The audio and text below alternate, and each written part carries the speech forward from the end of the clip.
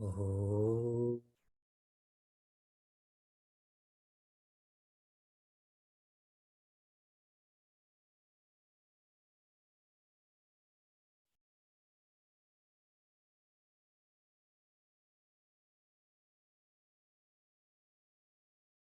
Oh.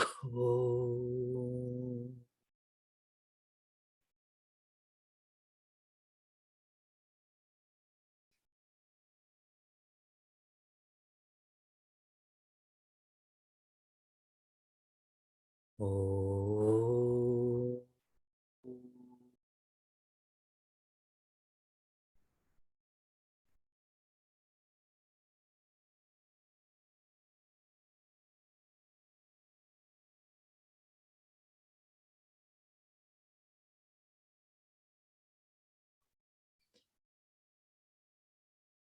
Bhagavad Gita's chapter 6.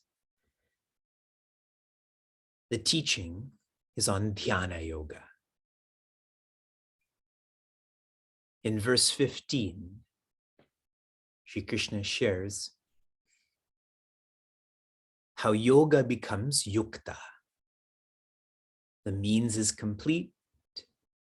One has reached the ends. And verses 18 to 23, the verses we're flowing through now, they are an elaboration of what mat sanstam feels like. Yukta means to be united. United with what? Our creator, that is Sri Krishna. Our consciousness, that is the Atma.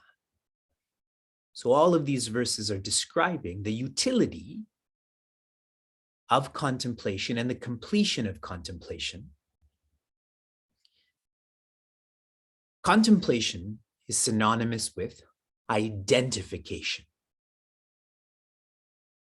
You may not realize this, but we're ever contemplating on the body. That's why we're identified with the body.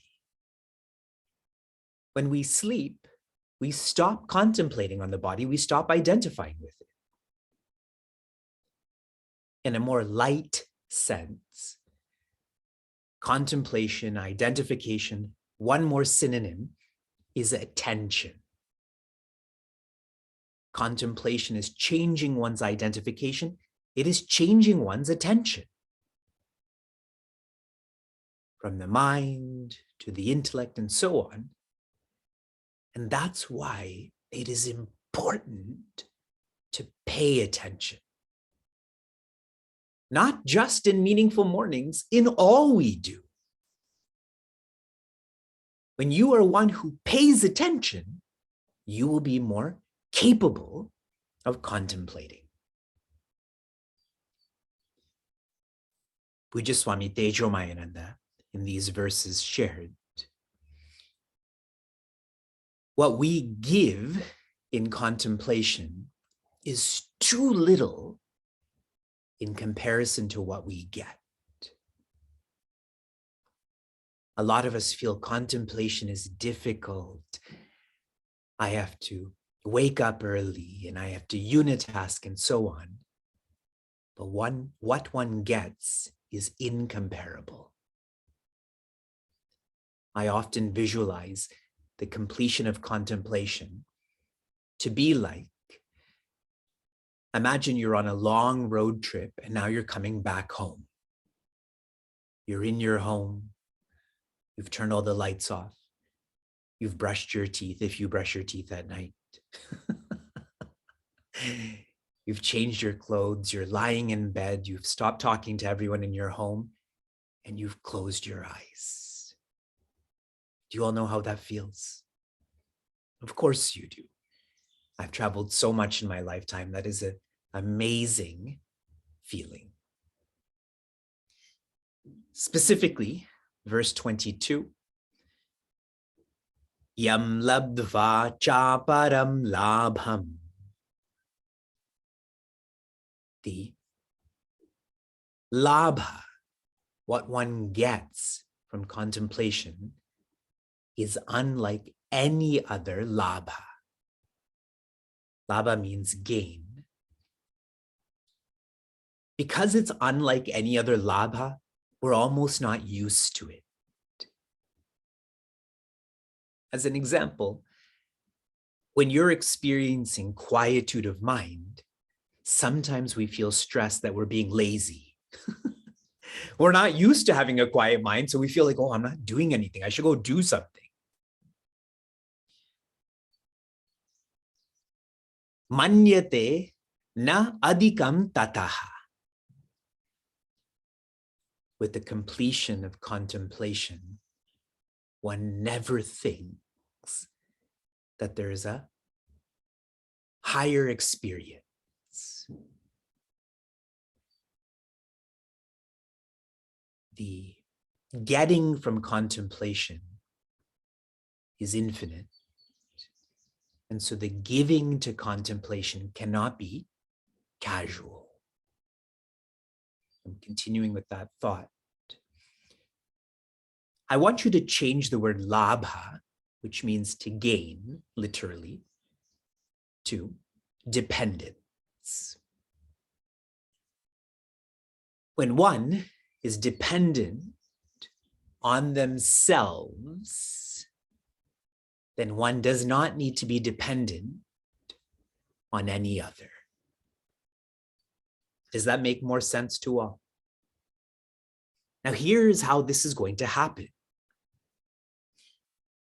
A dhyata, which means a contemplator, us, we begin shifting our dependence from the ego to the guidance of our Sadguru. From ego that's trying to create joy to the guidance of our Sadguru. What does she do then? Shifts our dependence to the goal of our Shastra. From ego to guide, guide to map. And what does our Shastra do? What is Bhagavad Gita doing? Shifting our dependence to the grace of Bhagwan. From the map to the creator of that map, which is God. And here's the critical part. What does God's grace do to us? Shifts that dependence to the gain of Brahma. Brahma here means infinity. When one depends on the gain of infinity, that's called independence. There's nothing else to depend on. Did you all observe that shift? Change in contemplation from the ego and the games of the ego to guidance, to the goal, to grace, to the gain. The gain makes us independent. Yasmin stito na dukkhena. When one has gained, when one is established in infinity, they're independent, na dukkhena. There is no possibility for dukkha, which means sadness, sorrow, dejection. There's nothing to gain now, so there's nothing to lose. Dukkha is in the field of experiences. Experiences happen to the equipment. The equipments are identified with by the ego, but if I'm established in existence, no ego, so no equipments, so no experiences like dukkha. What kind of dukkha? Maybe it's just a stomach ache. Maybe it's I didn't get the promotion. The fourth quarter, Gurunapi vichalyate, even in the heaviest sorrow, sadness, dejection, na vichalyate, one is not moved. When you're carrying something heavy, you're cleaning out your garage and there's a heavy box, you put it on your shoulder and you walk from one end of the garage. Now, suppose you have a long driveway, you're in the middle of the driveway and it's so heavy. So what do? You shift it to your left shoulder, correct? And you feel so much relief. But all that is a shared pain, correct? The pain is the same. You've just shifted it from the right to the left. But now, visualize you've taken that box and instead of shifting the pain on your own body, you put it on the earth. Now, is the earth pained by that weight? This is how much care we can offer to humanity. When we become infinite, we can absorb infinite pain and not be pained until you identify with infinity. There will be burnout. In medicine, there's a term, compassion burnout. And I've never understood that, and I still don't. How can there be burnout with identifying with another? That means you don't identify with another. Do you ever feel burned out identifying with your back, your knee, your foot? See how different it is. Medical training versus spiritual training. How much more long it is and deep it is. On this note, before I continue to the next verse, I had a plan to not share any announcements in Meaningful Mornings, but I'm going to break that plan right now. People are hungry all over the world, specifically those who are in Ukraine and leaving Ukraine. On March 13th, our community started to collect funds to help those who are hungry. Today's March 23rd. In 10 days, our community has collected $17,007. Today will be the last day that we will collect funds for now. Tomorrow I will write a check, and I hope this check will be for at least $18,000, because that's 4,000 meals. How awesome that a group of a few hundred is feeding a few thousand.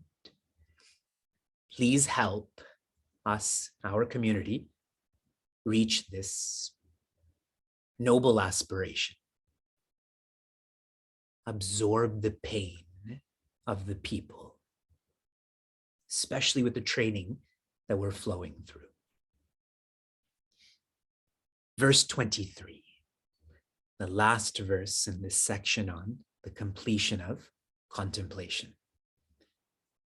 Two fundamental virtues are shared in this verse.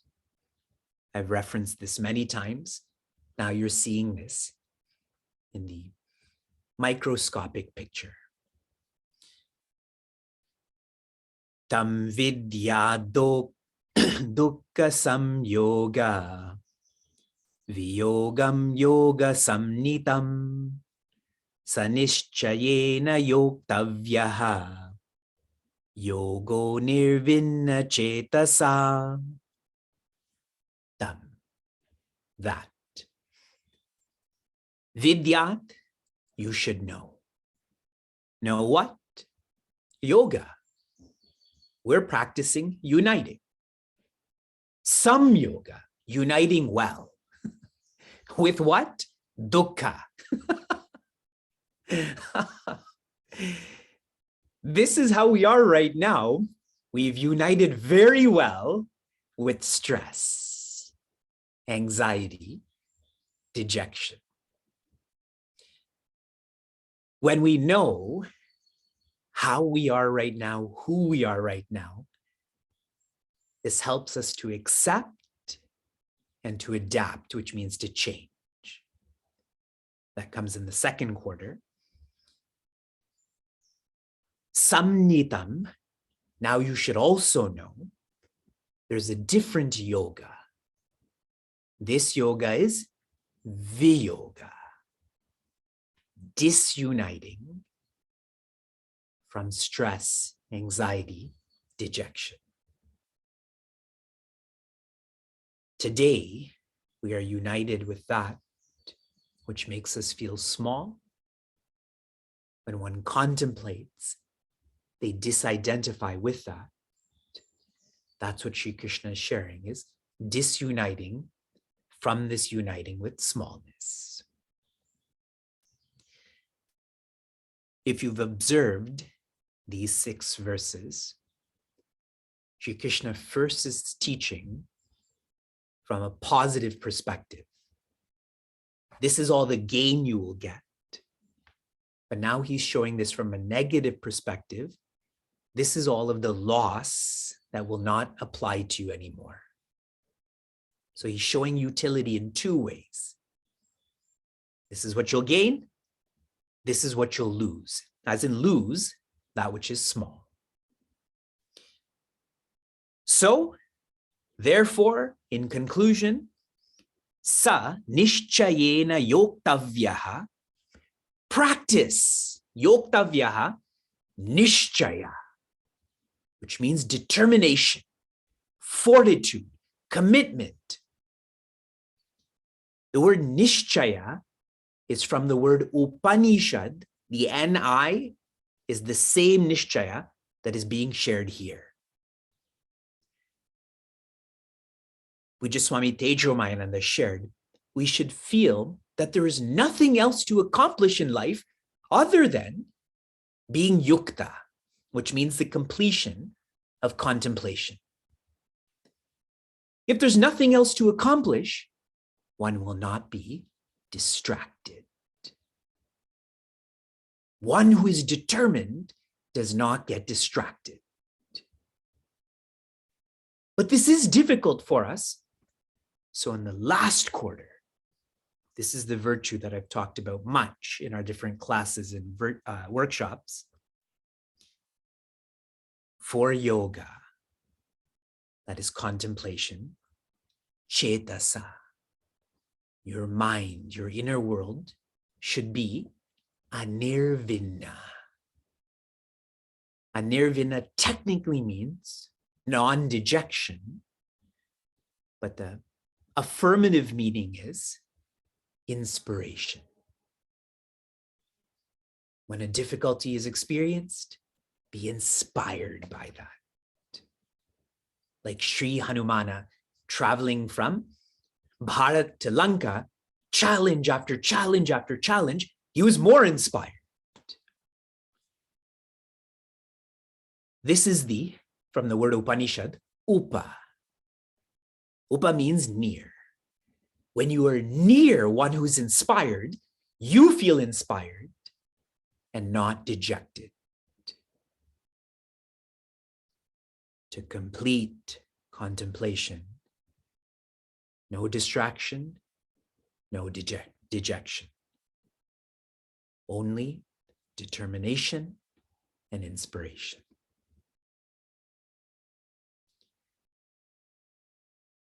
Shanti, Shanti, Shanti.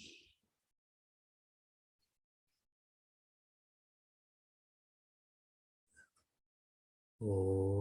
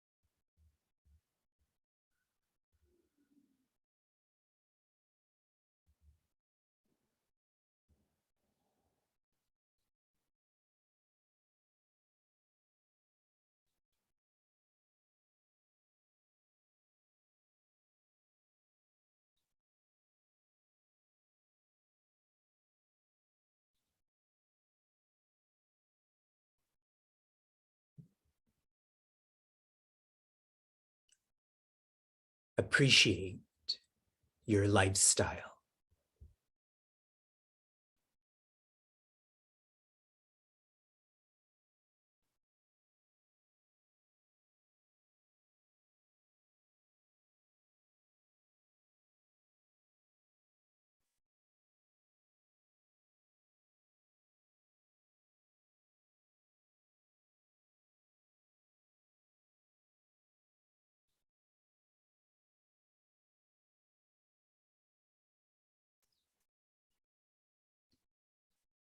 Relax your body.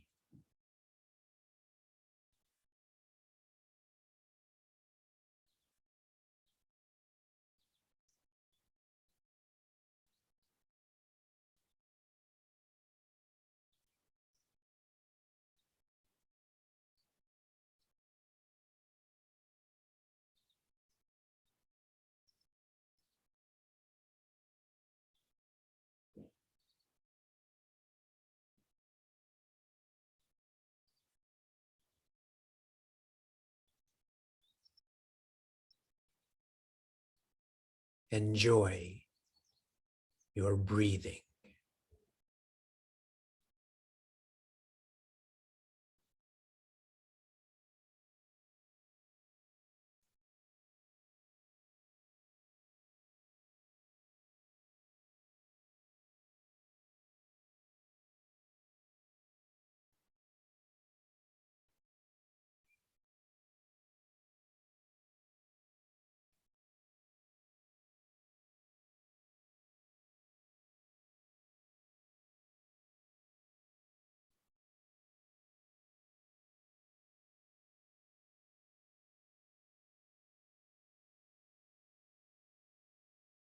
Chant with your mind.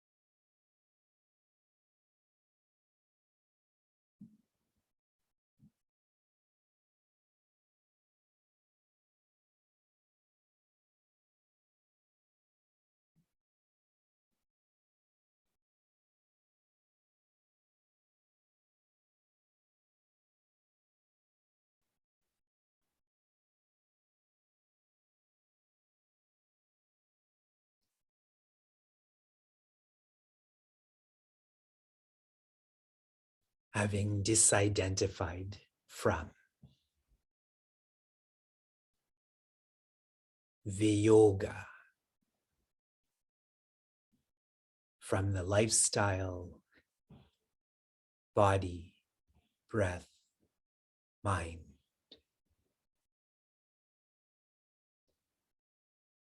The second covering, kosha, is the intellect.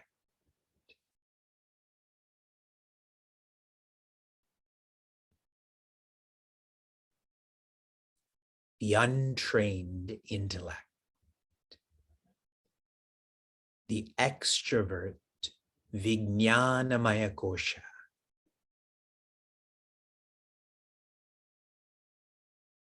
What does this equipment do? Instructs.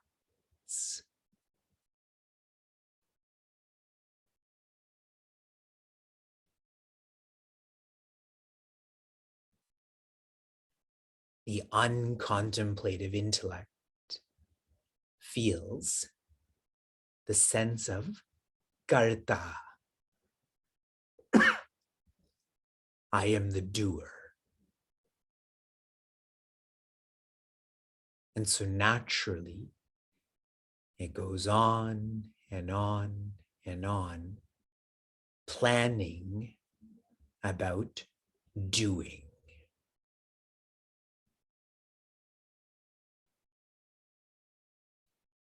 I have to clean this today.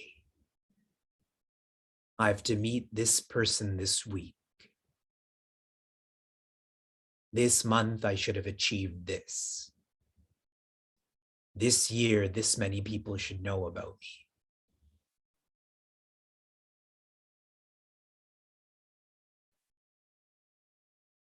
Pay attention to the condition of your intellect.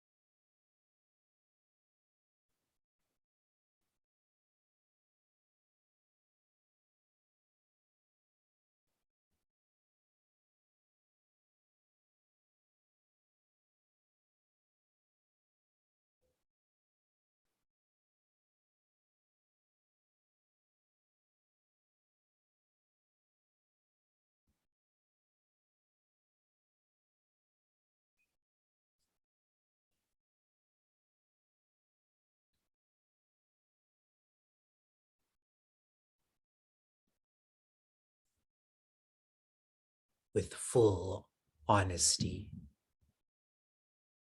ask yourself, try to figure out why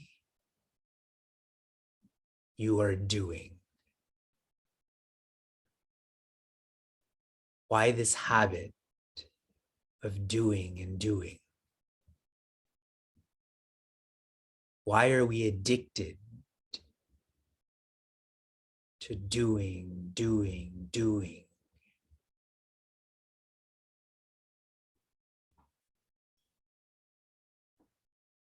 Be honest.